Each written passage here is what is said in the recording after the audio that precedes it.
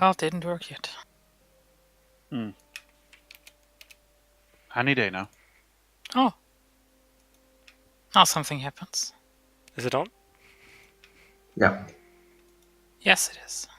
Is it? Yeah, it is. Okay, perfect. Then we're gonna start in 5 seconds. 1, 2, 3, 4, 5.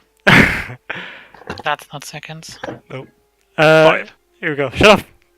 Hello everyone, welcome to the Hypecast of SWU Campaign 10 here. I'm here with a number of guests, namely Arjo playing Sweden, Soren playing Arisai, Liquid playing Gujarat, Hansa playing Tibet, Signon playing Switzerland, and a bunch of other dudes. Let's get right into Castile. It's a Hypecast, guys. Well, That damn. was way too fast. It's a Hypecast. But I liked it. We're gonna go fast. Oh, this motherfucker has a lot of loans, guys. I mean, Hypecast works best when you actually understand what the guy's saying. Hey, I tried, It man. was pretty hard with that But speed. fucking Terixel told me it's awkward, so we gotta make it less awkward. Anyway, Okay. I'm looking at Castile, guys. Argel, tell me what happened here. So basically, Castile and Portugal, they are fighting death wars against Morocco, Tunis. Apparently, Mali was allied with Portugal and Castile as well. Mali accidentally clicked white peace, and therefore they got screwed. Alright. Oh, Yeah, misclicked killing people. yeah. I seen the clip of what was it? It was someone piecing out Mali, I believe, right? Yeah, Mali was allied with Castile and Portugal, and while they were sieging Moroccan capital, they were winning. They would have pretty much won the war. They would have won the battle, but Mali apparently accidentally clicked white peace, and therefore Castilians and Portuguese got killed. And now apparently Mali is pretty much dead. Yeah. He paid for his sins. Yep. Indeed. But both of them have really high loans. All four of them have huge loans. Yeah. Do you guys think they can recover from these loans? I guess not, right? They're gonna have to declare bankruptcy at some point. Yeah, but you have to also take into Norwegian consideration separatists? that Castile was also helping Genoa against Milan. Yeah. Sauron, you said something about Norwegian separatists? I see them here. Yeah, when you looked into the Moroccan stability tab, I saw some Norwegian separatists, and where the fuck are those guys? In the island. They're in Gran Canaria, apparently. Tenerife. Tenerife. How did this get Norwegian Okay. culture? Because Norway had colonized that. That's why. Interesting. Okay. Yeah, of course, it starts as an empty province now. Yeah. Okay, that makes kind of sense. Yeah, so we have Castile here. Let's take a look at Portugal.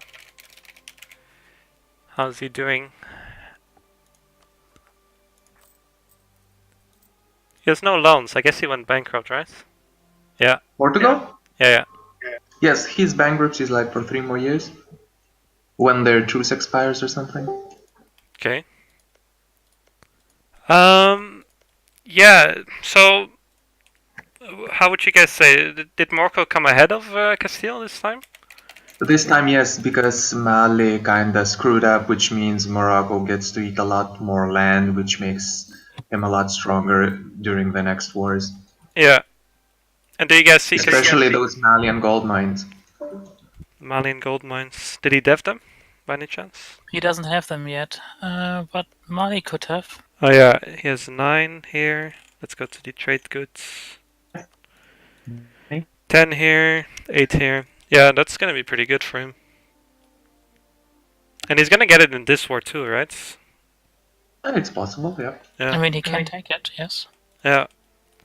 Yeah, like it seems to me that Tunis and Morocco are actually gonna beat Iberia this game.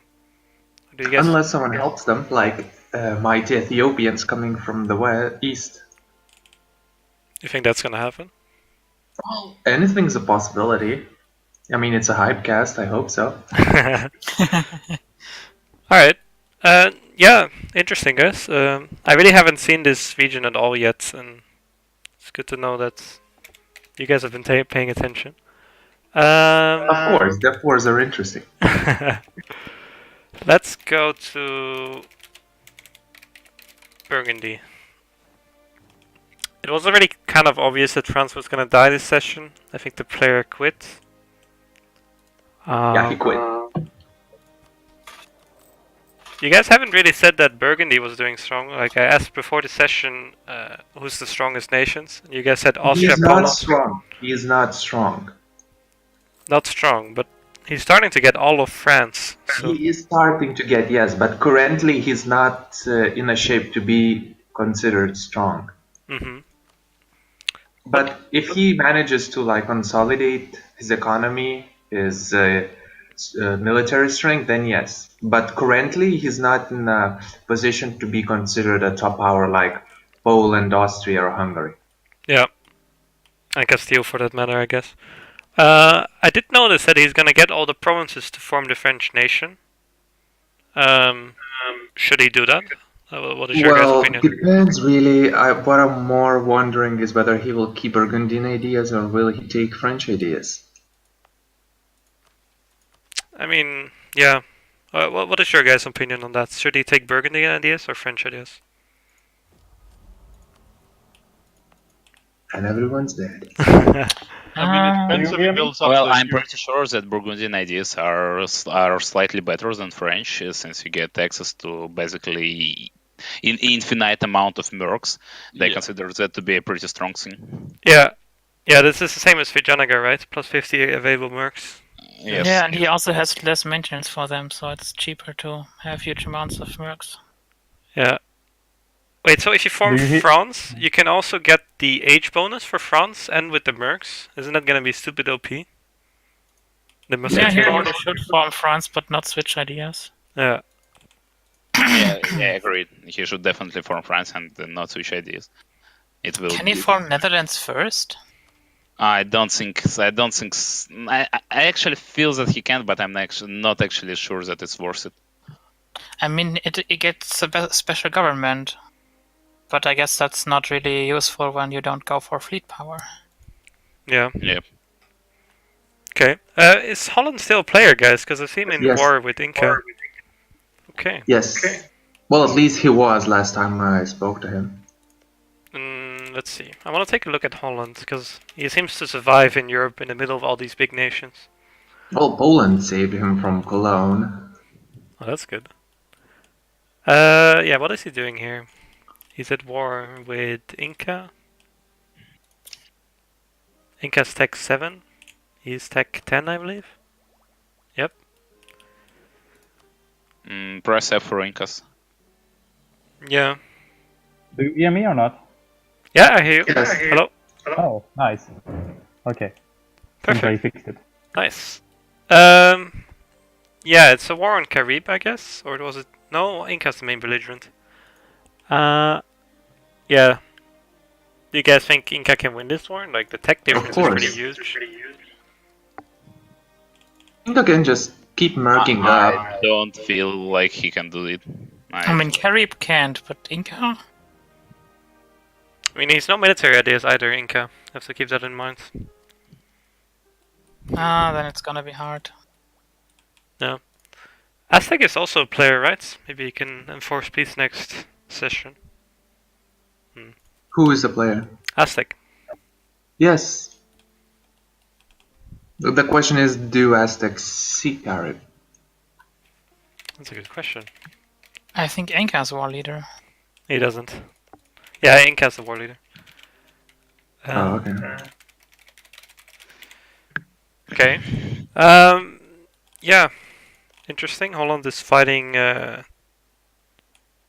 natives. Do you guys see Holland surviving next session? Because this looks so scary. Depends now. on Burgundy, I guess. And Poland. Yeah. I mean, if his neighbors are friendly to him, there's no reason he should die.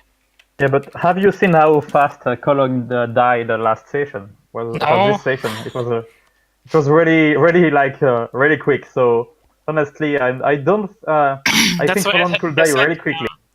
If his neighbors are friendly to him, then nobody will kill him.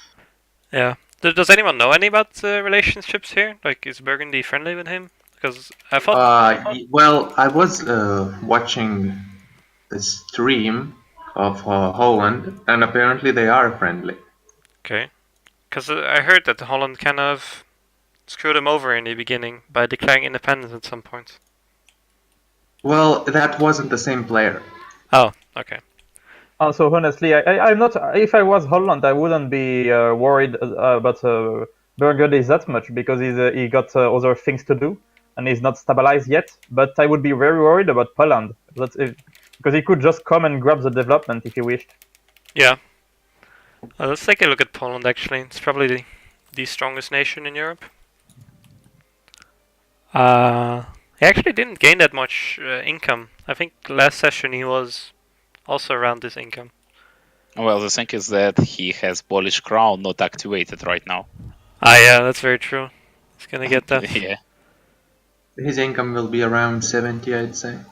Yeah, and his trade like sucks a really big dick right now, but I think it's going to be fine. Yep.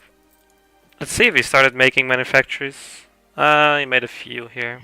Not that many. Yeah, well, he hasn't bankrupted once during whole campaign, so it appears that he is going to be like really strong. Well, Yeah, Poland didn't really commit to any wars, like fully commit. The only war he actually fought was Poland.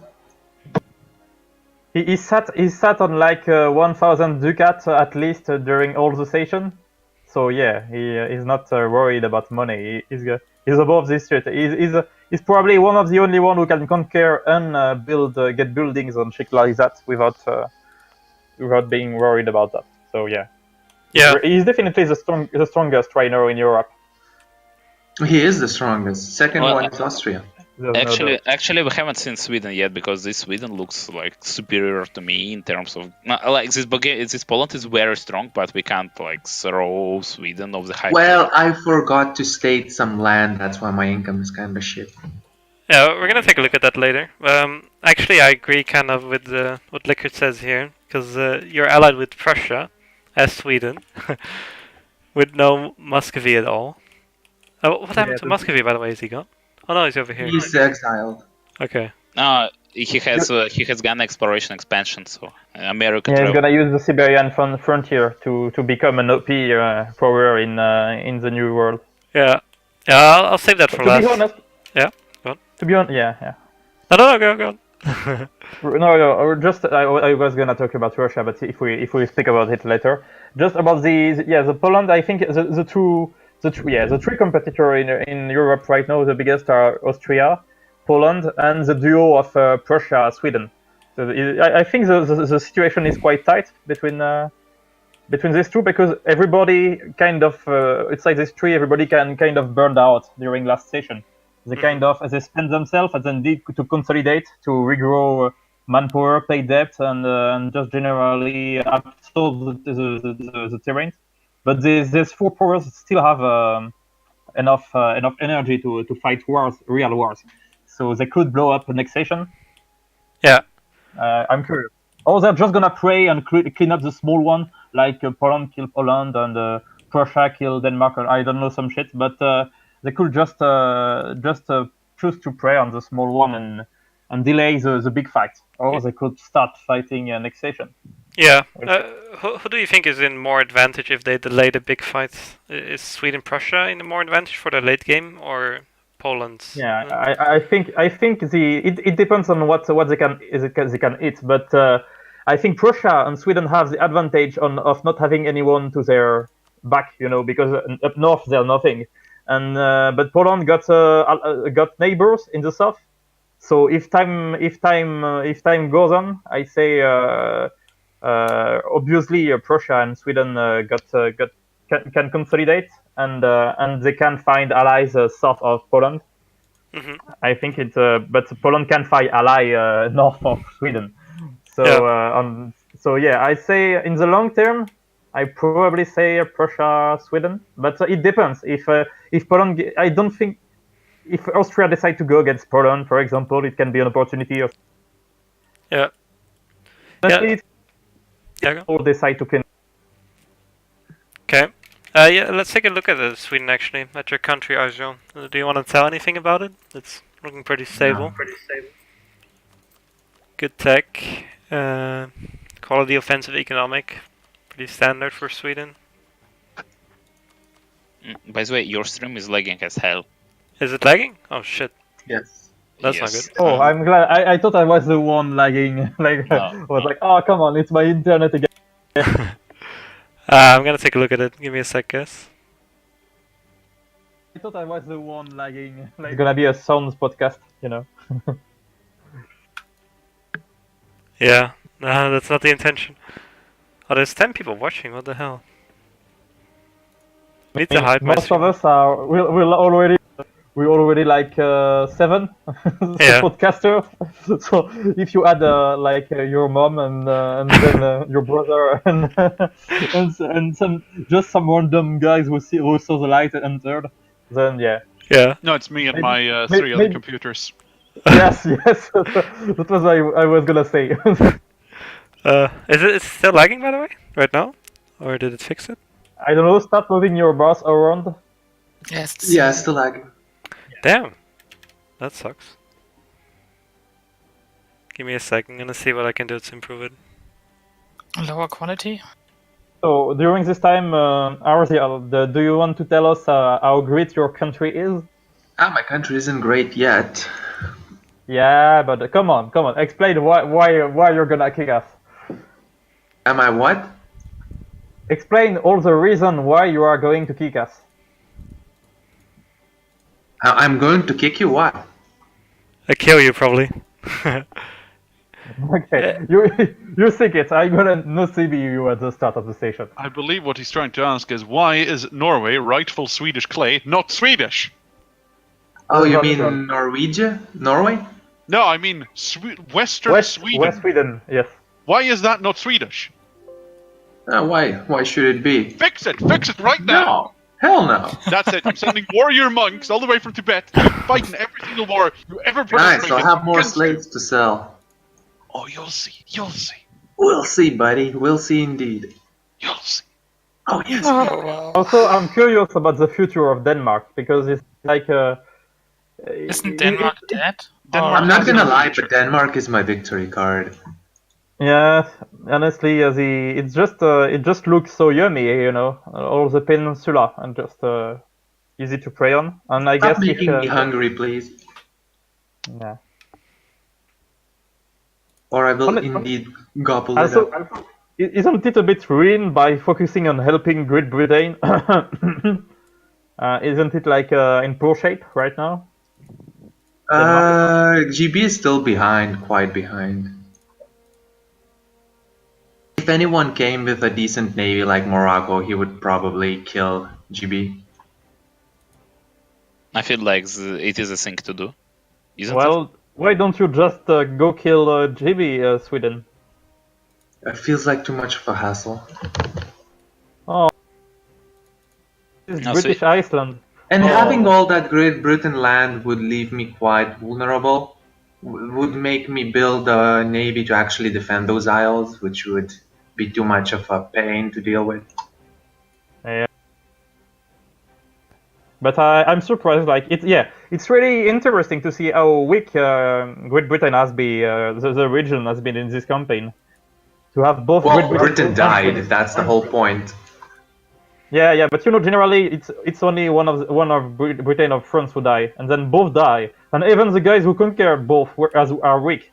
So it's like a giant power vacuum, but everybody's weak. Except And apparently, Tunis keeps threatening me if I take Great Britain, I'm gonna die. So you know. By the way, I mean, Tunis yeah. has Great Britain provinces, so yeah, he does. He would probably be raiding Cornwall. the hell out of me. I can't really fix my stream right now because I can't downsize the video without stopping the stream.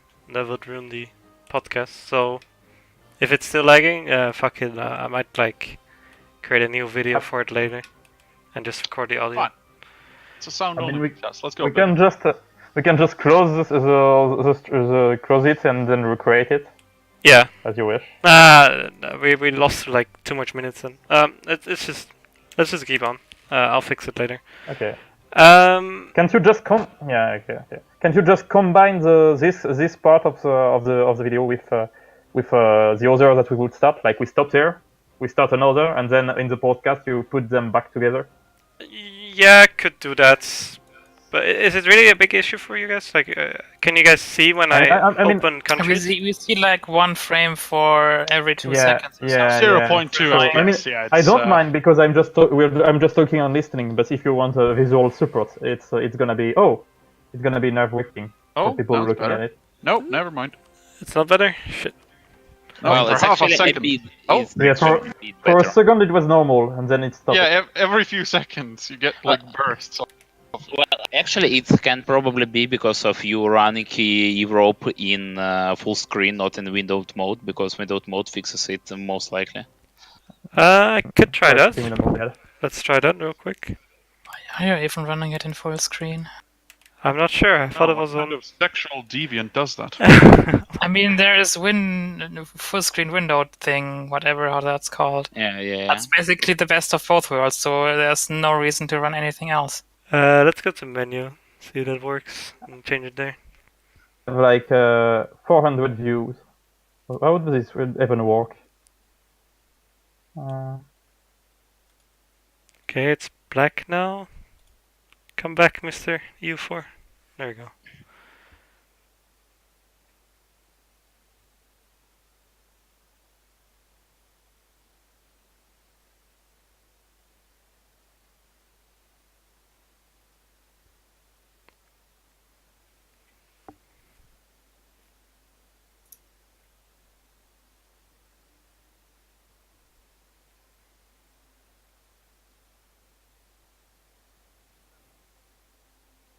Look at that loading.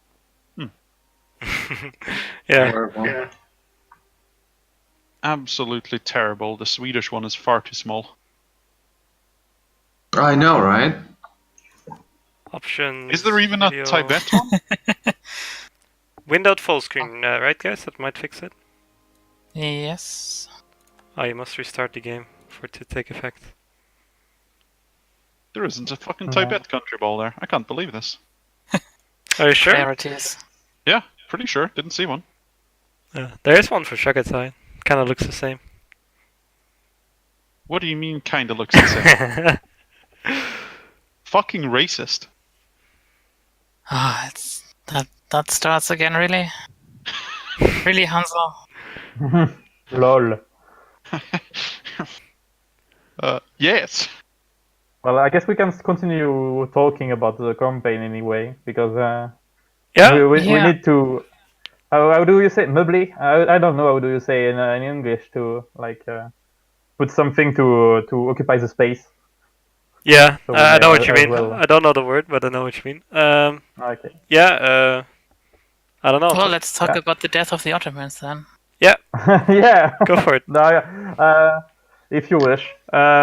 So I guess the thing that happened was last session. Well, it was kind of a mess for the anti-Ottoman side, I guess. I mean, everybody for me for East Africa, it was a mess because of connection trouble and some jerk getting on Kilwa and saying Kilwa gave up and he was a new Kilwa and dying on it and quitting. So it was kind of a mess, and Hungary kind of got his ass unled in a quick war. So what happened was that during the weeks that followed, I went to see Kilwa and like ask him if we could put aside the silly idea of wars and be best friends. So he say okay, yes, and the plan was to do a two front attack between me, any ally I may get, and Hungary and any ally I may get, and to attack the Ottomans at the same time, more or less. Yeah. So I was very worried during the depot because if I thought if Ottomans did like the same thing, I mean trying to get allies, he could get Persia and Timurids as allies. He could get Tunis as allies. He could get a lot of people but the thing is, he basically didn't do anything diplomatically speaking. He just thought he was like it's a Achilles heel of Ottomans. It's overconfidence. So he didn't do any diplo effect to try to counter me. Like I contacted Kilwa in Monday, and he didn't ever contact Kilwa. The only one who contacted Kilwa was Crimea's player who contacted him in Saturday. So it was far too late by then. And Yeah. so Persia was worried too about Ottomans, and it was like since he got like a knockbox kind of with Timurids and Hormuz, so he can't expand east. And well, Northland is okay, but it's not you can just go vertically. It's not a good future for you. And so we agreed upon fighting the Ottomans together. Like he'll get a part of some mountain in Anatolia, and I'll get we agreed about the what we'll split Ottomans in two if we win, and the Hungary was to shoulder the attack first. So since he was getting attacked, and I needed a few years to prepare.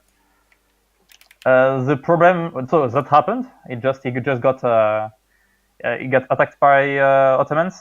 But since there was some troubles and drama and need to peace out, Hungary was a bit alone with a Bohemia who didn't really commit fully. He just sent half of his army to go stuff in the north, and so I couldn't even see what was happening in Greece. You know, all I could rely was on Kabian's message, and he wasn't very descriptive. So, but whatever. So a few years in after Ottomans attack Hungary, I declared the war with Kilwa because I needed we needed to kill rebels, and then Kilwa needed to move his troops north. And the thing was that Ottomans, beside the poor depot, did a really poor fort job, because he didn't put a fort in middle Syria, and meaning that me and Persia could join our forces. If you look at the fort. Yeah, I'm looking at Halab right now. Yeah, you can look at you can look at the fort, you know, and of the fort on the map. And he didn't have any fort stopping me from moving troops to his fort, and in the same way, he didn't have any fort stopping Persia from going by the south close to the desert, you know. He could just join all the armies. We did just that, so we rushed the armies. We ignore Arabia stuff. And we started sieging the fort, and we did that while Hungary was getting the first line of fort of Hungary fell, and Ottomans get to his fort, to his capital, and then I guess you can Kabian, maybe Kabian want to say what happened exactly. Right, I want to add one thing. Apparently Ottomans talked with Tunis, asking Tunis for help, but Tunis refused. Well, what a dick, Tunis. I to be honest, I had time to build a fort on Alexandria, so it couldn't have been crippling, but it would have been really annoying. And I think Tunis was kind of busy with the Iberians, and if the Berber attacked me, Iberia would have attacked them. So I think it wasn't. Yeah. I wanna. So Kabian. Yeah, I wanna clear one thing up, because I heard a lot of stuff about Hungary changing alliances in a rather weird way. There was a lot of stuff going on here. I don't know the full story yet, but does someone know it, and can someone explain it very detailed and very there's no use talking about that kind of stuff. Let's just keep moving forward. Alright. Yeah, and plus it's complicated, but I didn't quite understand it, so but okay. Yeah. You don't yeah, wanna. it's not very interesting. Okay. All right. Then So we have. basically, Hungary was getting overrun. But partly he could have delayed still yet, but people in Europe. I watched the stream of Poland, of Bohemia then, and it was striking how much people just weren't really that invested in helping Hungary, and they didn't even, some of them like Bohemia didn't even notice I was invading Ottomans. So they were like, "Hey, you're gonna lose away Hungary." So so when Brandenburg proposed a call for peace for Ottomans, Ottomans accepted because it was on two fronts, and everybody in Europe was like, "Hey, yeah, it's super." And me and my and Kilwa in Persia was like, "What the fuck? What the fuck?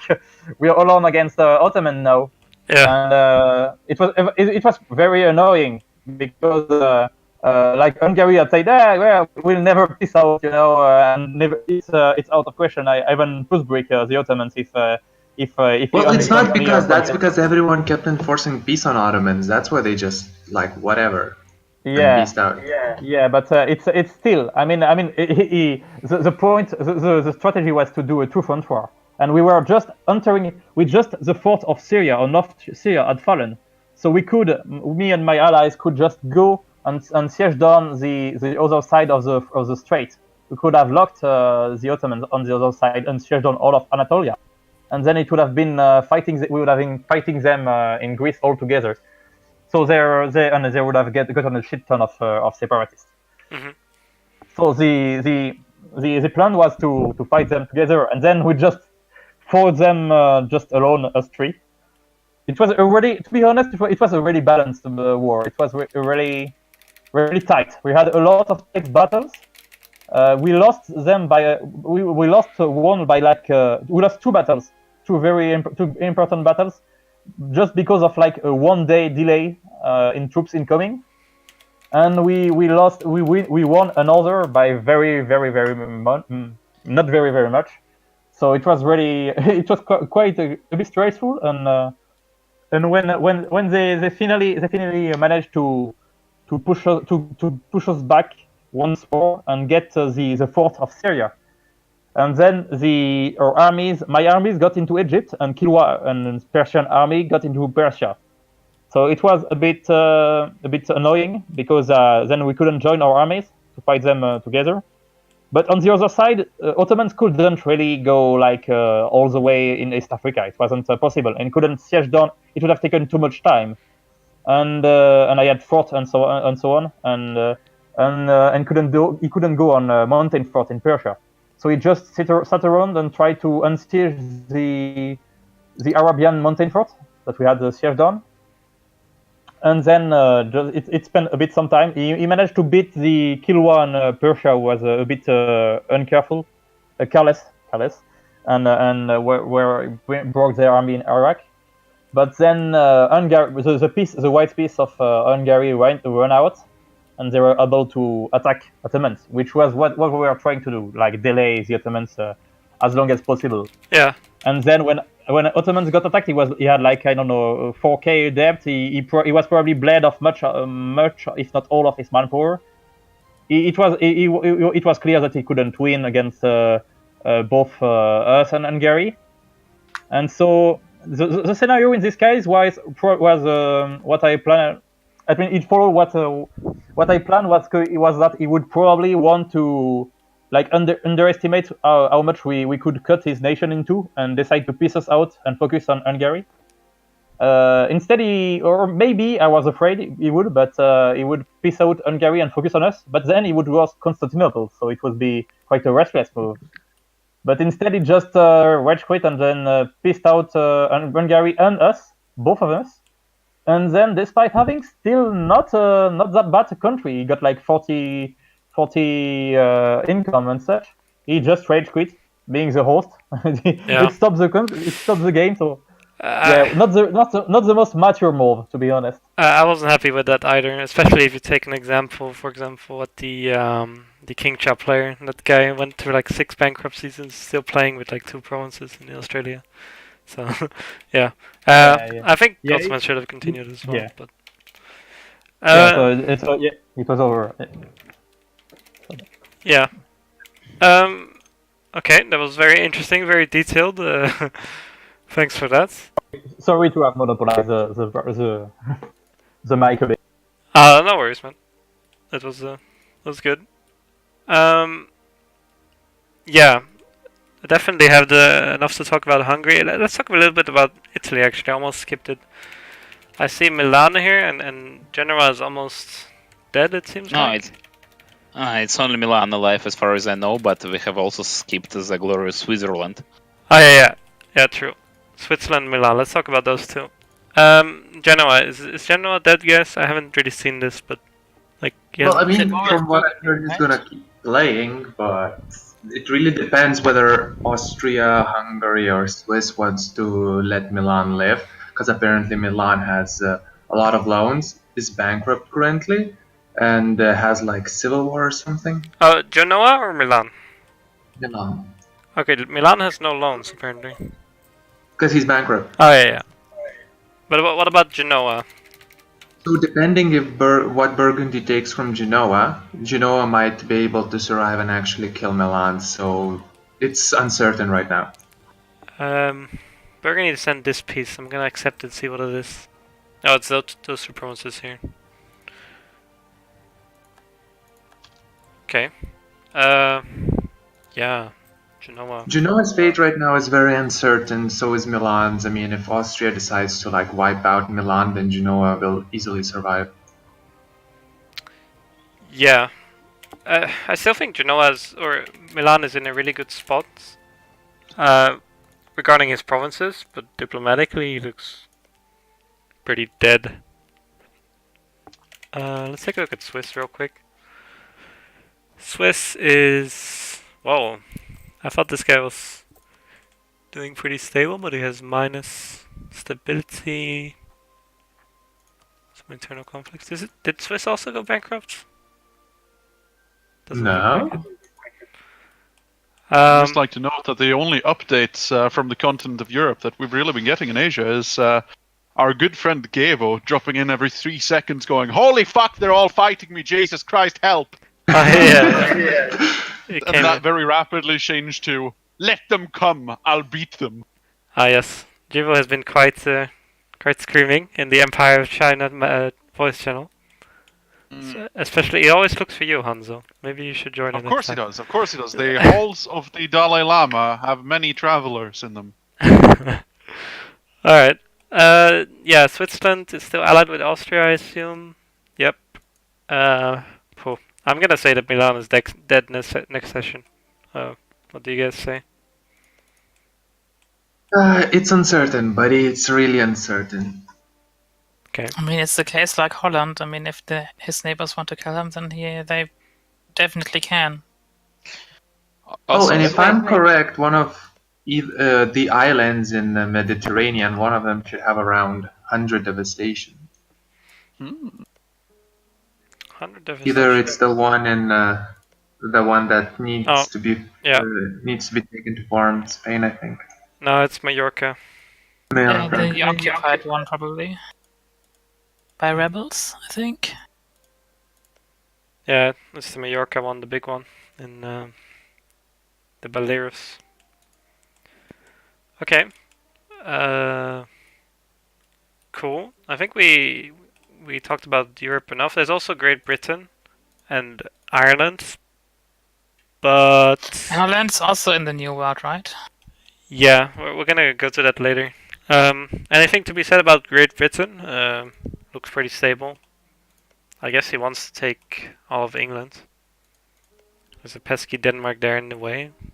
Do you guys think this alliance is gonna last? Who knows? Who knows?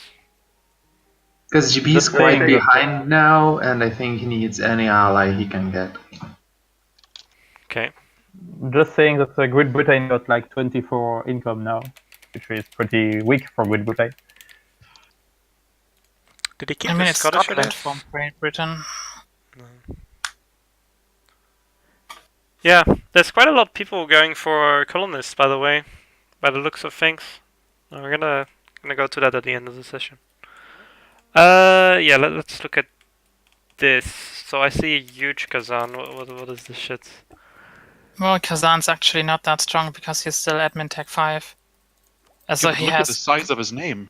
Yeah, but he has ticking corruption, can't really pay for it, has more land than he can actually have with territory penalty and stuff.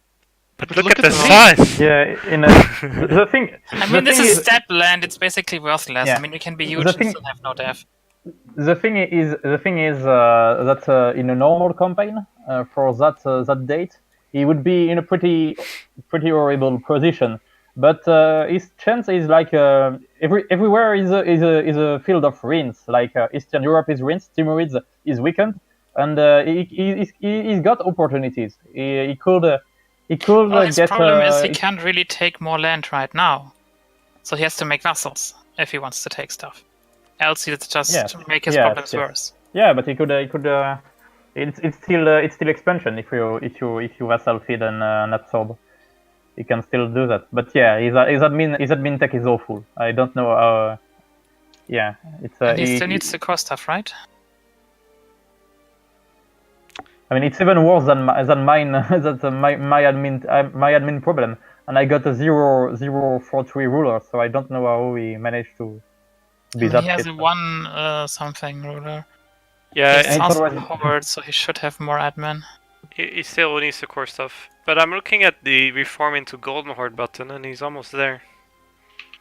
To be honest, I think he shouldn't have committed that much to help Ottomans. He should have chosen that to expand somewhere instead.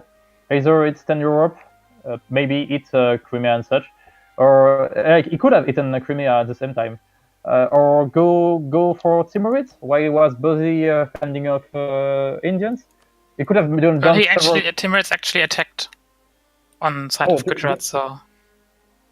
He attacked what? I mean, Gujarat attacked Vijay and Timurids helped. Yeah, but I mean fending off in the sense like he was fighting and I had troubles with them. So I guess that... he was at the end of the session he was fending off, trying to fend off all of Asia. So yeah, at this point, if your Kazan could have attacked, knock at the door and say, yeah, give me your Trozoxania or I come and kill you further. So yeah, because like if Timurids army die, he's dead. He needs them to kill the rebels. So he got some troubles with. I think he's working on that right now. Guys, I can tell you that if Kazan goes aggressive versus Timurids, you shouldn't forget that there are some possible allies for Timurids not to allow Kazan to do so. Since, as we can say, Gazimuk is vassal of Kazan, which is obviously a very good slice of land for Persia, and also, actually, guys, Kazan is pretty unstable right now, and for him to have a strong enemies like Timurids right now isn't a good idea. Yeah, I agree with that. It all depends. It's much better for him just to reform Golden Horde and like sit as long as he can to reform into Republic or something. Because right now, if he loses one war, his country goes fucking nuts. Yeah, I agree with It that. explodes, but, basically, yeah. It all depends on the timing, I guess, because he could, with a good timing, he could take a risk and choose. It all depends because I mean, it depends too of the rulings of the mod, in if whether or not what they do about the Indian situation. If, for example, you lose, you get crippled and all that, yeah, well, it's not looking that good for Timurid because the Asian can come back and you'll be weakened. And right now, the Persian is pretty weakened. And if on top of that the ruling rule against them, they'll be in a tight position. So the thing here is it worth to get part of Samarkand for getting a strong enemies as Timurids and or Persia? He actually has so much land to expand. He hasn't conquered Oirat yet. China is basically in ruins, and he hasn't expanded to the west and the northwest yet. He can basically reform into Great Horde, and after that be really strong and conquer Russian land. Well, if he goes west, then probably Poland is a bigger enemy than any one of Indians or Persians or Asians or Japanese or whatever could ever be right now. I mean, I feel like his enemy, if he went west, would be like Sweden rather, because Sweden. Yeah, but also Poland and Hungary and. Yeah, but probably also the other guys with alliances and stuff. So, yeah. Yeah, and to be honest, getting oil rot and shit and such is not. I mean, it's not. Oh, does he? Can he grab the gold mine of Shagatai? Maybe he can. Yeah. Shagatai? That is in Timurid's land, isn't it? Yeah, it's Timurid. Yeah, he grabbed it. Okay. But yeah, he should. If he isn't like the hordes at the east, he could. But it's gonna cost him manpower and kill rebels and such for land that isn't that great. And it's gonna put him next to the Chinese. So if he managed to do some diplomacy with the Chinese, it's worth it. But if he could be an ally to a Chinese, it could be nice for him. But to secure one flank.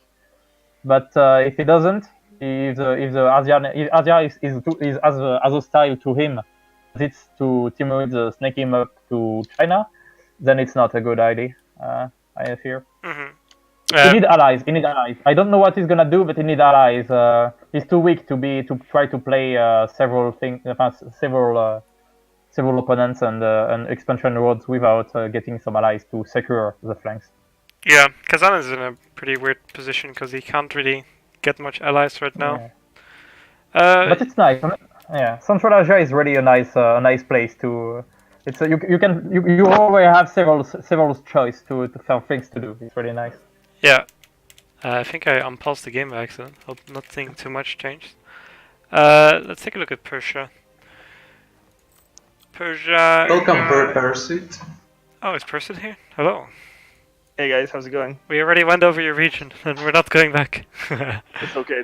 I'm just going to listen and comment. Yeah. I think I'm looking at a pretty strong Persia, guys. Especially now that the Ottomans are pretty dead. I said in session 1, it's free Persia game. No, you said Ottomans and Timurids. No, the Timurids are on. Yeah, they don't have any loan. They just have zero manpower and rebels to deal with. So they are not dead. They're just weakened, temporarily. And they got Persia as an ally. Yeah. Well, you say that, ally. But the war they're in is, shall we say, unpleasant and. Yeah, but they're not war leaders, so they won't probably do that much. That doesn't mean that they won't be ripped apart by rebels by the time it's over. Yeah, that can happen, but he's focusing rebels right now. We're talking about the Timurids right now, right? So I'll take a look at Timurids. Oh, they pieced me out. Fuck. I can't show that anymore. I mean, yeah, they pieced everything out. The situation, he can just consolidate. It's okay for. I mean, he's weakened. He's not dying. The trouble for Timurids is that the Asian can just come back, and it all depends on the ruling. If Raj Utana can get the ruling that it win and hit a good chunk of Vijayanagar, it's very good for Timurids because the comeback is gonna be harder, I guess. If Vijayanagar gets the ruling and gut his opponent, then it's gonna be pretty hard for Timurids to contain the Indian and its ally. I don't know, to be honest. I don't know how long this Asian coalition will survive. I mean, if we get a second coalition again against them, I don't know. I can tell you a bit from my perspective. I only joined because it was easy to join and because Timurids haven't done any Diplo with me. So I'm kind of saying, Timurids, contact me, make a deal with me. That's the thing. That's the thing. I honestly advise making deals with Timurids. He just broke the one he made with me. Oh, damn it. So, probably a bad idea. Oh, we'll see. Yeah, that's the trouble. The trouble when we got a prediction last time, was it Pershit who say that Ottomans and Timurids were having a free game? Well, I kind of lot at him because it wasn't a free game. But to be honest, with good Diplo, they will really have an extremely solid position. They got win because they were overconfident. And they overlooked bad players on those nations. That's the point. So they obviously. I don't think Timurids is a bad player. Ottoman's rage quit. No. In terms of diplomacy, definitely. Yeah, you can be a good player with your country, but just be overconfident and don't do the diplo that you should. When you think, for example, Ottomans thought he could just like crush Ethiopia because normally you can, you know. But when you're on multiplayer, it's not as easy. So it's just too confident. And same for Hungary. The Ottoman diplo basically revolves around having only one enemy at a time, because you can beat any other country 1-on-1, but not one against two all the time. So you shouldn't let that happen. The worst is that he knew last session, before getting the connection trouble and crashing, I allied Hungary. So he knew he should have known that he was going to get attacked on two fronts. He was going to have to fight on two fronts, and he just didn't do anything about it. He should have rushed to contact Kilwa and maybe try to throw pressure if he was ready to do some concession. He should really have done something, and instead he just and he rage quit because things didn't went his way. So it's kind of I'm not very indulgent with him in particular since he was the host. I just rage quit. Yeah. So yeah, and same for Timoids. He got greedy about putting a turn drill on China, and it didn't even do diplo with China. That's not really the way it goes, or you just get coalition. Yeah, let's take a look at Rashputana though, because I think it's the strongest Indian nation. Well, it's bankrupt soon. Well, before me going to war versus Vijayanagar had the first income in the world, and I had second. And he also had the strongest army before I did my thing. The biggest army. No, the best. The biggest. What did Clausewitz say? Clausewitz is a pretty good indicator of strong army.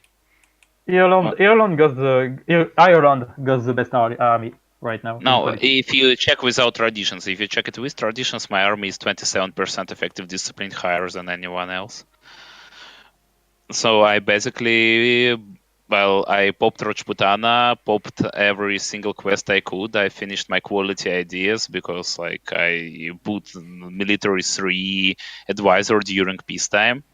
And I have prepared war versus Vijayanagar, and I did literally everything I could in order to have a blitzkrieg, and have succeeded when I took. And also Vijayanagar made a really big mistake during that war. He decided that his forces would be safe in Jaffna, in his vessel in Ceylon. But the thing he didn't know is that we brought Hormuz with us, and Hormuz had a pretty big fleet from previous war. So his all Vijayanagar's army got locked on that island. He also had 125% discipline or something, but 3.7 morale when I had 5 morale and 112% of discipline. So there was a moment when we understood that we need to fully occupy him with vassals in order to get unconditional from him.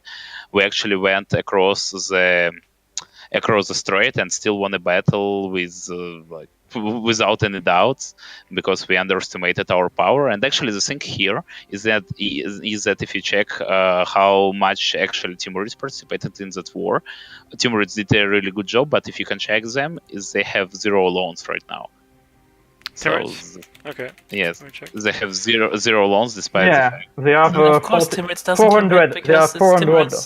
Yeah, because I can finally reveal diplomacy between sessions. Vijayanagar and Timurids had an agreement to kill me. Yeah.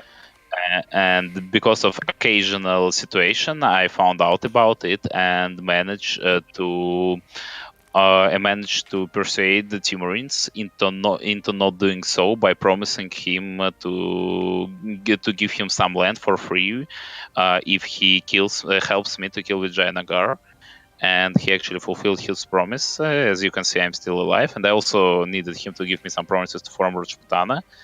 So, Timurids did a really good job here, so we managed to fight versus Vijayanagar, who is currently rank 3 great power, and Ayutthaya, who is currently rank 1 great power. Well, at least they were at the beginning of the war.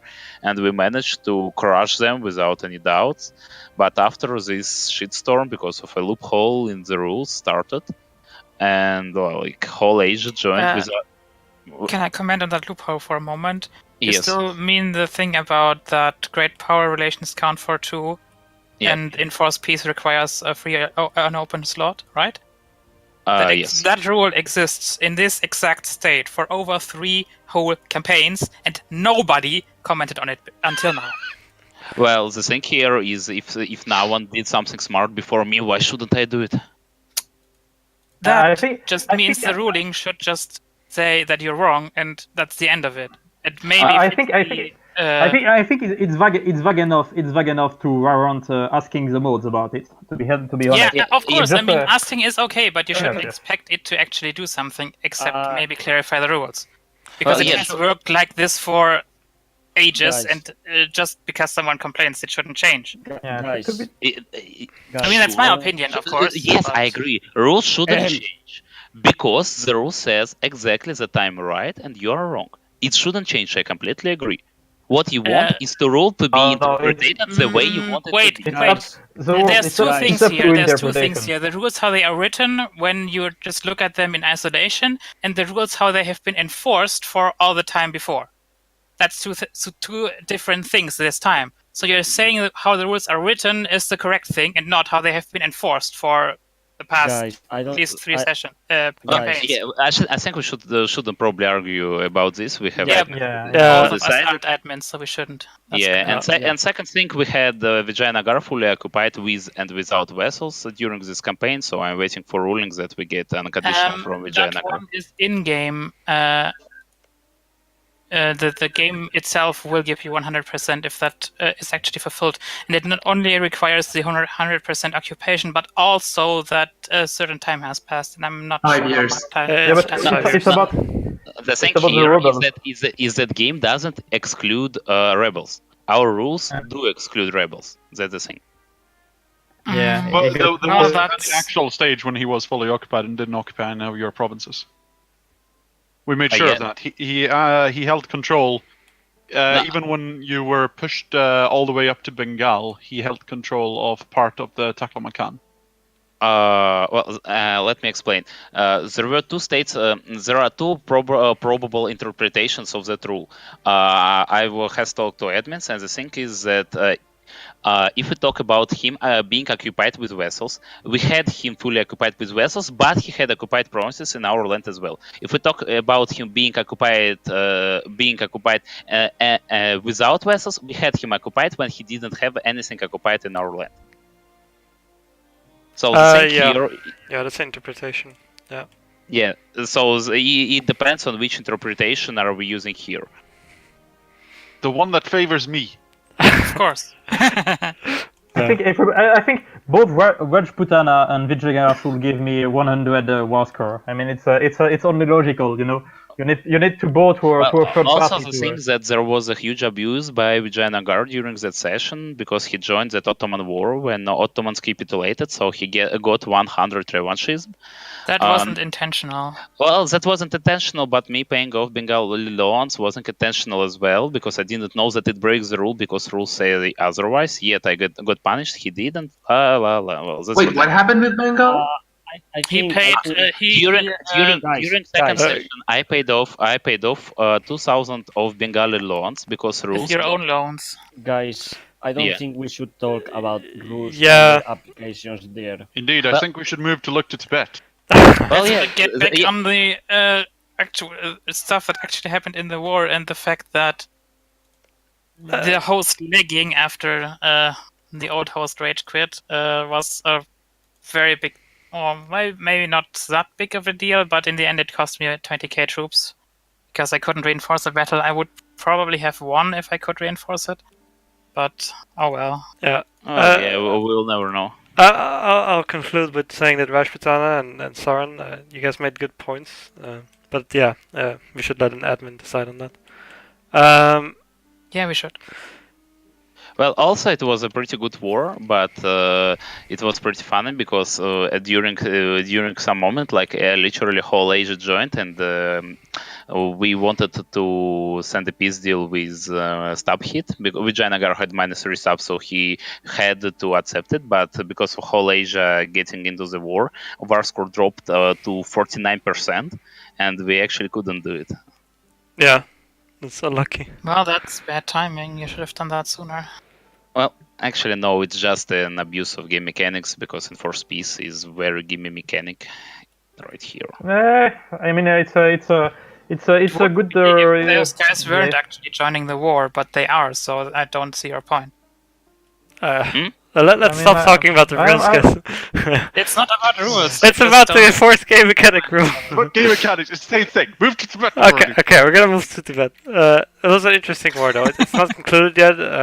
I have open for any deals, Timur. Just call me. Tibet. If you would be so kind as to switch to development mode. Why? Oh yes, if you would be so kind as to switch to development metropolis of the the Himalayas. No. If you would be so kind as to zoom in on the province in question. I did. What do you want me to show you here? The stream has a huge delay. So. Yeah, I know. The super dev province. Please move over to it. Please click it. I did. How much? I'll have you know that the intergalactic space empire, founded on Dune, in the middle of Tibet, has been founded. Now, I have joyous news, gentlemen, directly from Tibet. The reincarnation has been found, in fact, the new leader of the nation. Now, his titles are many. The Guru, the Bodhisattva of Compassion, the Yellow Hat, the Sea of Wisdom, the Dali Hanzo has been born again. Now, my predecessor had some silly ideas about non-expansion and pacifism. Now, I say that's pussy shit. So, I immediately joined a war against the Red Menace. Yeah,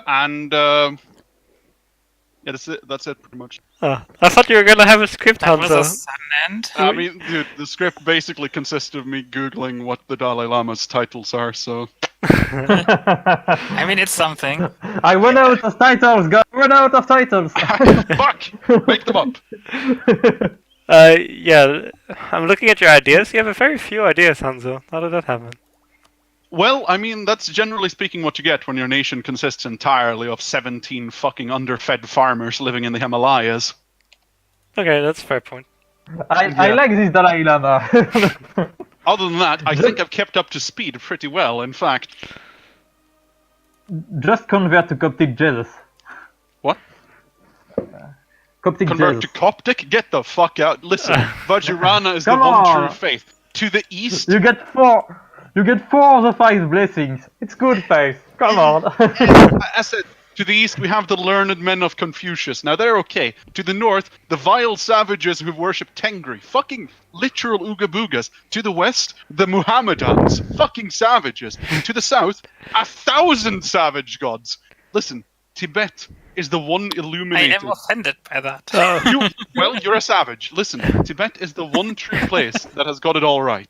Okay. Put the religion map. Put the religion map on the stream. Wait, was I actually that kind of Buddhism at the start? I'm not sure. Are you? I mean, Hindu now. I definitely started as Buddhism. I some- just don't remember which one. Oh. Because I have converted everything, so I don't know anymore, but... There is some Vajrayana land in the area. I think I started as Theravada, though. You're saying you've abandoned the one true faith? I said I found the one true faith, and you're wrong. I am infinitely disappointed in you. Okay, guys. Let's stop the daily RP session. Just wondering what and just wondering what Tibet's expansion choice are for the future. Upwards. Like what do you upwards? Yeah, to eat the cropland. The tallest nation in the world. You already own the crown of the world. How can you expand upwards? By deving it to high shit. Oh, okay. Well, actually, that. I'm pretty angry with Tibet. I want to say that because I really wanted the Uyghur group.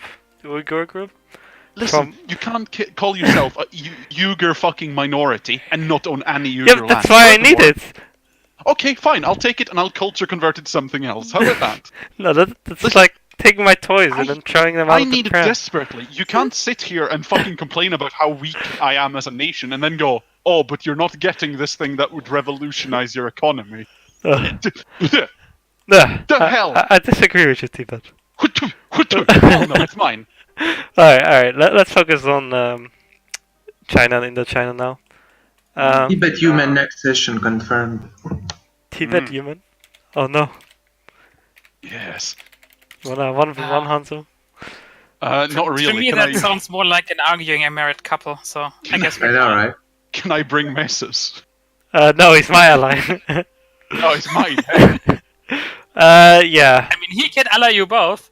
Yeah. So Anyway.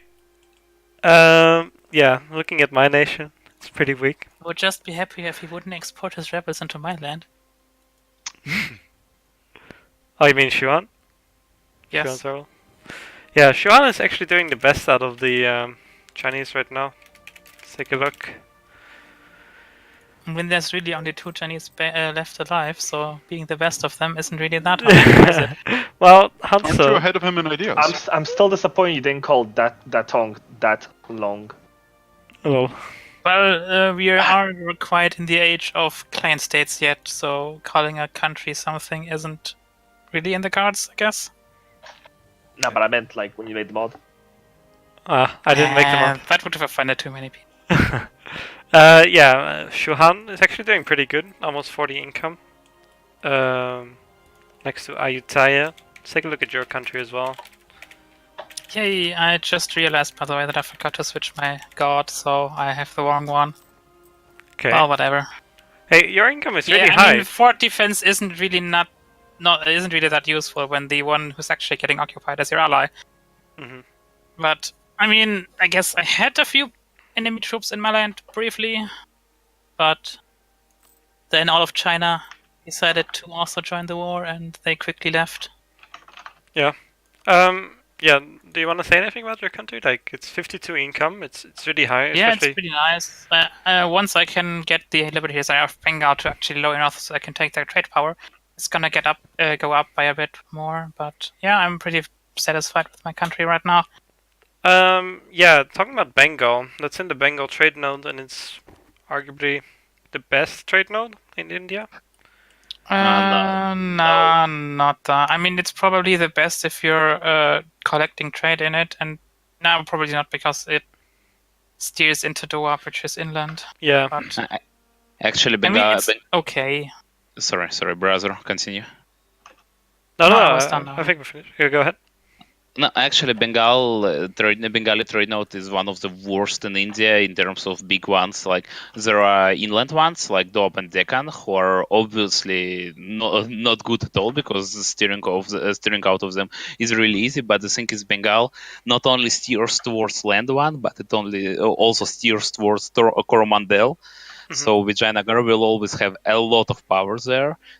So if you ever played Bengal, you would know that it's actually one of the worst trade nodes in the region. It's probably even worse than Gujarat. I'm not sure though, but it has a great potential if you upgrade all trade centers. Because if you get much more trade power there, it's pretty rich one.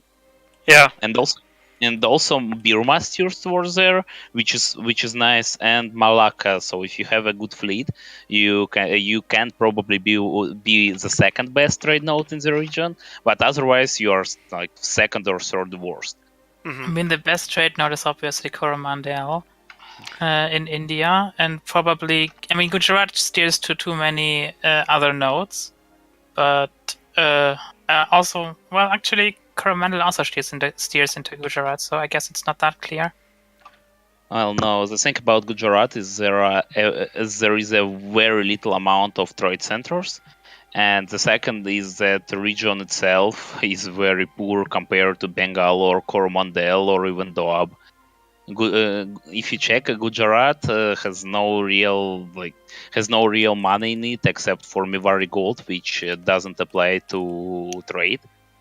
So Gujarat appears to be if I remember right, Gujarat is the poorest node in India if you talk about local goods produced and stuff. I mean, it's also the smallest by the locus of it. Maybe Deccan smaller, but Coromandel has hugely developed provinces, so it's actually pretty big. And also very small provinces. You Indians have no right to complain about trade. What the hell is trade? Too bad. Yeah, I mean, I have the problem that I'm collecting in my home node, which has no incoming trade. So I have to collect with the immersion somewhere else, and yeah, so I'm just basically collecting where I can, which is at the moment Malacca and Bengal, which makes me in total 5 ducats, I think. Mm-hmm. So yeah, my trade situation isn't all that great. But at least you get a future. You can hope to expand upward, because for me, I can just expand downward, expand downward, or just in other space. So I don't have any hope of getting any sensible trade system. In India, you just need to conquer your neighbors to get good trade. Yeah, but Ethiopia, that's basically Africa in a nutshell. So nowhere in Africa you can get good trade. We're so poor. It's 100% impossible. Yeah. The only actually viable option to get good trade in Africa is to Zanzibar, Zanzibar an end node, and that got nerfed because Malacca no longer steers into it. Yeah, so, it got nerfed. Yeah. Shame. Yeah, but what I was trying... Ivory Coast, you can collect in Cape. It's not too bad. Yeah, but for that to really be worth it, you need to own all of the Ivory Coast. Yeah, but the other expansion, the only way to expand your trade is to conquer India or the Spice Islands, and it's pretty hard in multiplayer. So yeah. I mean, it's also not that easy in single player, even, especially India. I mean, everything is easy in single player. Yeah, I mean, relatively, it's obviously easy because it's single player, but it's not as easy as expanding into India with an Indian nation. Yeah, but in single player, the AI doesn't punish you for overstretching your territory. In multiplayer, you just get several war on several fronts, and it's screw you. So yeah, it's. I must say, English Channel is really expensive as a trade node if we're looking at trade overall. Yeah, I mean, compared to the rest of the world, it's huge. Yeah. Yeah, but I would expect some other places to be slightly close to it. I mean, the contest for richest trade node when the global trade spawns is usually between Genoa and English Channel, and some other nodes can contest if the situation is up for it. I mean, Malacca can get very rich if all of China steers into it. Also, the Indian nodes can get very rich if Malacca and that stuff steers into it. Yeah. Persia can get very rich. Yeah, if people work together, Asia is pretty good. But I'm just saying, but only if you work together. And also, Constantinople can get very rich. But if you look at Genoa, Venice compared to English Channel, they're Vienna is literally richer. You know what I mean? It's wow. Yeah, but that's just because Austria didn't switch yet. The reason why I was talking about the trade is because obviously you have a big part of the Bengal trade round right now. And that's something Vijayanagar might want in the future. Did you guys make any deals about land here? Or? Well, you may look at the victory card map mode for both of us. Is it in diplomatic? And then you will see that there's a very clear border between us for now. Right, I see. That's actually kind of interesting. You know how the victory cards change with ages now? Yes, I know. Yeah. And I'm the only one who got full score for this victory card in the first age now that Ottomans is dead. Such a debate. Because you're oh, I'm gonna do this, and then bam, age switch, and it's oh, right, now I have to go somewhere else. Nice. Yeah. It still gives 1,000 points for the age, and at least for the first 2 ages, it's definitely worth it. I don't even know what victory card I got. I have no idea. I should check. Yeah. Okay. It's honestly, I didn't even thought about it during all the 3 stations. It's the least important thing. Too busy to survive, I guess. Too busy to expand, I guess. Yeah. It's really easy. But yeah, I think, Ayutthaya is in a pretty good position, to be honest. It's I'm very happy how the diplomacy panned out in the end. You're on the grid power panel. I'm first, actually, I think. Yes. What is this travesty? Well, I just quietly expanded while everyone else around me killed themselves. Impostor, yes, but it's yeah. But, I mean, the only nation I actually killed myself was Nepal. Yeah, that's very true, actually. I want to talk about Japan, guys. Everyone else just caved in on themselves or killed each other. Rest in peace. Remember you always, Anders. Oh, why did you help him, Tibet? Nepal might show up later again. Because I don't want to die. Oh, classic Tibet. Don't do it to me, Hanzo. I just did a quick glance at the devastation map mode, and goddamn, there's only like pockets of greatness in the world. The rest is devastated too. Don't you worry. One day I have a dream. A dream that all men can look upon Tibet. Pretty red in that map mode, right? Yeah, he looks pretty bad. Yeah. A lot of places look really bad. Guys, back to Japan. I want to keep it somewhat short in the podcast. Okay. Somewhat short, okay.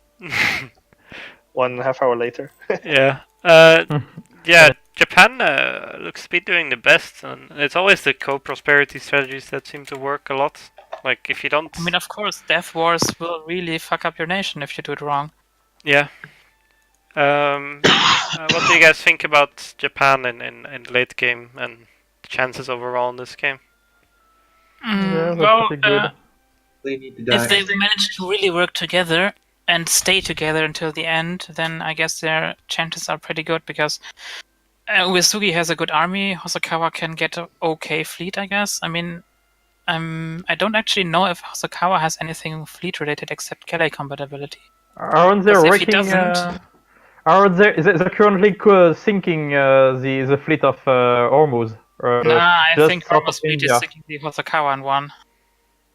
No, just look at the south of. Oh no, it's pissed out. Yeah, we can see it on the. But if you look at the they got the fleet with their heavies south of India, and Yeah, they but got their- Hormuz has more heavies there. So, yeah, but they're pretty good. Okay, so the thing is that honestly, if I was Japan, I would just eat the Spice Island, like just eat Majapa hate and become filthy rich, because they can just drown in money just by eating Majapa hate, and it's not like I don't think anybody can contest them navy wise, you know. I think and- at this point they're allied. Yeah, they're allied the- with Hosokawa, actually. Ye- Majapa fleet. Yeah, but you know, they honestly, they could just eat Majapa hate, and then with the money they got, like they could power up their armies to eat China or shit. They could do something like that, to be honest, because they already got Korea and a good chunk of a bit of China, so they could go into it.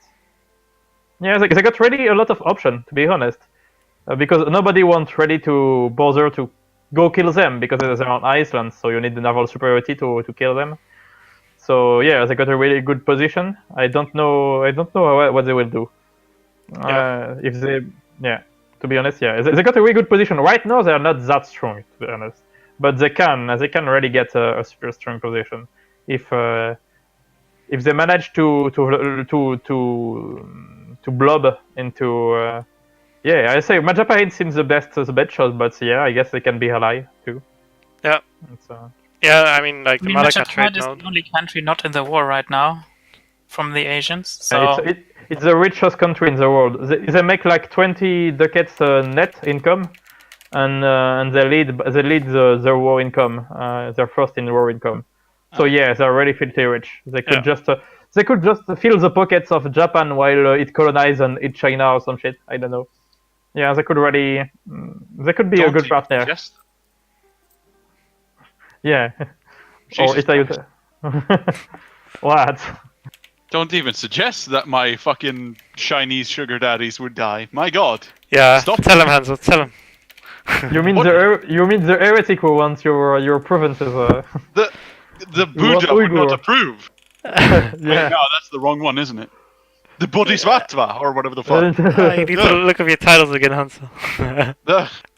Oh yeah, good opportunities. Right now they're not super strong, but they got nobody to really kill them. So they can. No one wants to kill them either. Oh, I kinda want to now because they really pressed me for hard deals yesterday, or not yesterday, Sunday. I wanna move to America, guys. I wanna look at this Russia.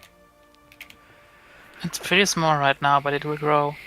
Yeah, I'm surprised that nobody attacked Russia. I mean, like he got no ally currently. He can just get no CB attacked and eaten. At least the new world can get eaten. I mean, yeah. Honestly, but who can actually get a big enough army over there in one go for it to not get killed instantly? How much? How many troops has he? How many troops how many troops does Russia have? Actually, 33k, but the thing is that Russia is going bankrupt like really soon, I think, because he has 40. He can get like 2,000 loans, and he right now, his loan cap is around like, let me check, is something 4k, and he has already almost 2, and he has negative balance, and I see him, and I don't see the way he can get out of it. Yeah, So he can only take 2k more loans. I just tested it. Yeah. Yeah. So basically, someone really should, someone in the new world maybe should really attack him and try to get to crush him while he's bankrupt. I mean, who could? Castile? No. He's in debt right now as 2 and probably going bankrupt. I don't know. Same. Great Britain, is he strong enough? Ireland maybe. Ireland? Where's Ireland? We're gonna have an. There. Yeah. They got Ophalia as a vassal. Yeah, Ireland. I don't know.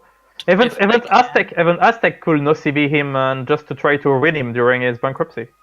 I don't think it will work even during bankruptcy because Aztec is at mil 7 and Russia is at mil 10. Yeah, but also Aztec can take that land, so it's useless for him to attack. Yeah, but you can just win him, you know. But, no. Actually, Aztecs can't do it. They don't even see Russia, and they don't have boats to swim, and they don't have exploration to check. They should. He should still map. He could still map. Yeah, but yeah, I don't think. Yeah, if he don't see, I don't think he will bother to do that. Aztecs don't see anyone they can steal a map from. I will actually check. No. They have one. But if in order to steal maps, if I remember right, you need Tech 7, Tech 5. You need Tech 6, and the Aztecs are at Tech 4 right now with 0 institutions embraced. So until colonists arrive, I don't actually feel like Ireland is pretty close to him, so that could work. Well, close, but not here yet.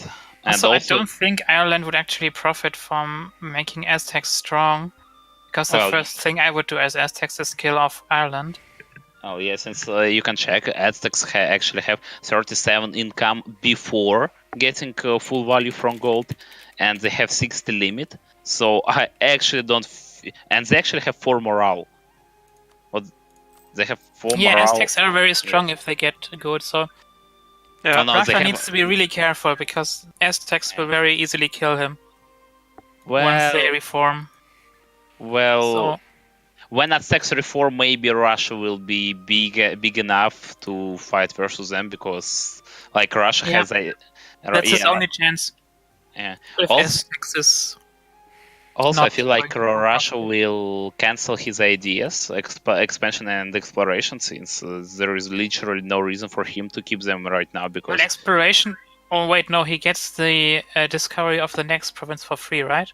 He gets it for. So then, there's really no reason. Yeah, I think he will cancel both ideas, and after that, we'll have a normal strong Russia sitting in a really poor region. Yeah. Right now.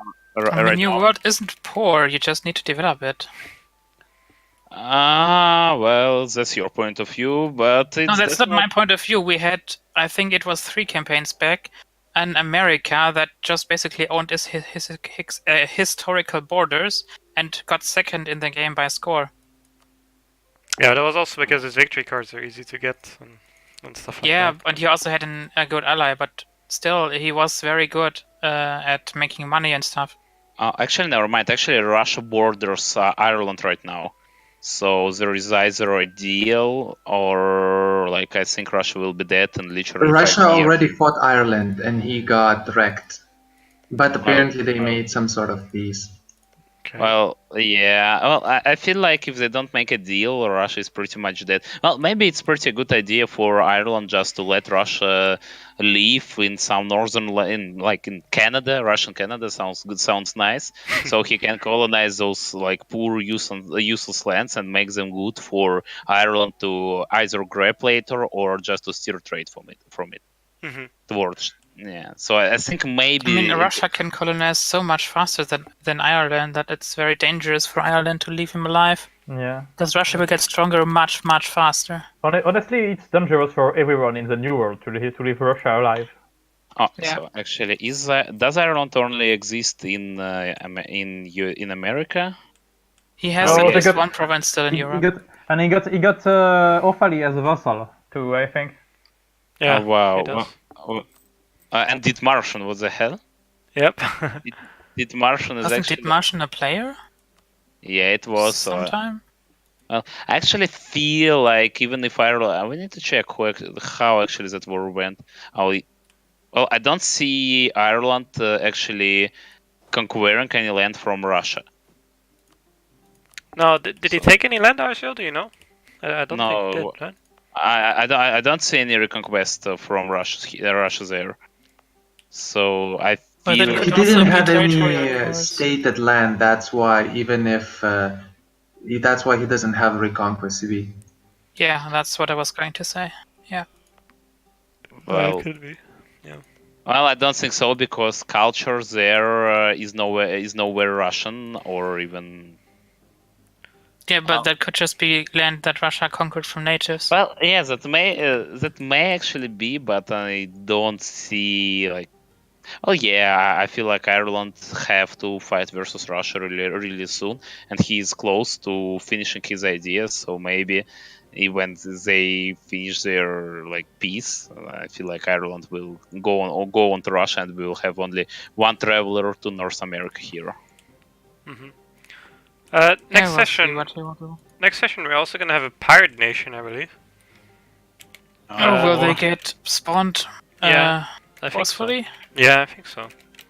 Krashka will do it. It's after 1520, so. I'd like to take this time to remind you all that I am offering a bounty on the head of that filthy traitor Sideways who stole my pirate nation by seducing Kreshka.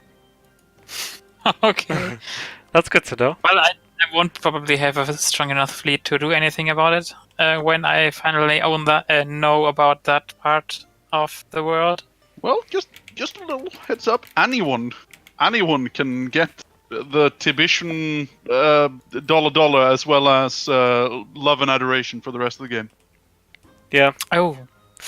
That's in the deal too? I think I need to think about that some more. I want to talk about one more nation, guys. It's the Incas. They're fighting in against Holland. He's probably going to lose land if I'm looking at this war. But I mean, the New World natives are pretty lucky that there's no big colonizer crushing them right now. Because if Castile was full strength and going for them, Inca would have no chance. But against Holland, he might have a chance.